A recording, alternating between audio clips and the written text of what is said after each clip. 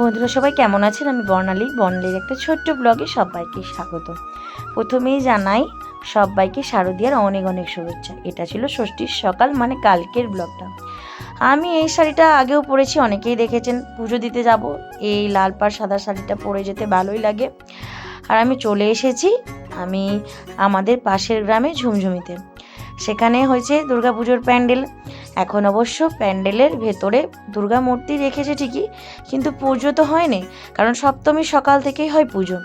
তবে অষ্টমীর দিন এখানেই অঞ্জলি দিতে আসবো বলে সবাই মিলে ঠিক করেছি। তো প্যান্ডেলের ভেতরটা এরকম সুন্দর, কেউ থাকে না, তাই ভাবলাম আপনাদেরকেও একটু ঘুরিয়ে দেখাই, কারণ অনেক লোকজন থাকলে লোকজনের ভিড়ে আর ভালো করে দেখানো হয়ে ওঠে না। তো এসে দেখলাম ষষ্ঠীর পুজো শুরু হয়ে গেছে। তো আমি একদমই ভালো সময়ে এসেছি, কারণ আগের বছর অনেকটা আগে এসেছিলাম, অনেকক্ষণ বসে থাকতে হয়েছিল। কিন্তু এই বছর এসে দেখলাম যে পুজো শুরু হয়ে গেছে। নাম গোত্র এগুলো সবাইকে জিজ্ঞাসা করছে, আমিও বললাম।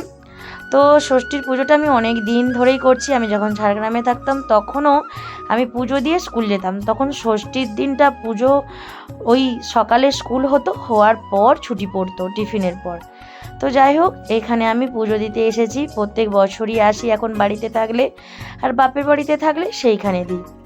তো ষষ্ঠী মাকে বলি সবাইকে ভালো রাখো, সবার সন্তানকে ভালো রাখো।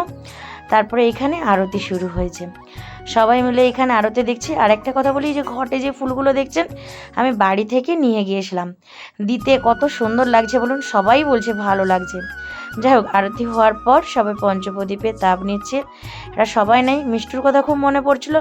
আর মিষ্টু তো দেখতে পেলে সে নিজে নিয়ে আবার আমার মাথাতেও দিয়ে দেয়। এখানে শান্তি জল ছিটিয়ে দিচ্ছে, তারপরে এখানে আমি পুষ্পাঞ্জলি দিচ্ছি। মেন হচ্ছে পুষ্পাঞ্জলি দেওয়াটাই। পুষ্পাঞ্জলি দেওয়ার পর সানজল খেয়ে, চরণমৃত খেয়ে তারপরে যাব আমি বাড়ির দিকে।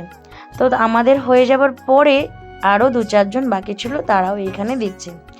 তারপরে এইখানে যে মায়ের মন্দিরটা রয়েছে সেখানে খুলে সবাই প্রণাম করছে। আমিও ভাবলাম তাহলে আমিও প্রণাম করে নিই। মায়ের যখন দর্শন পেলাম, এখানে চরণামৃত দিচ্ছে। তো আমি বললাম, চরণামৃত দিচ্ছ যখন, তাহলে আমাকে একটু বেলপাতাও দাও। তো একটু বেলপাতাও নেব। আমি চরণামৃত নিয়ে খেয়ে আমি হাত ধুয়ে নিয়েছি পাশে।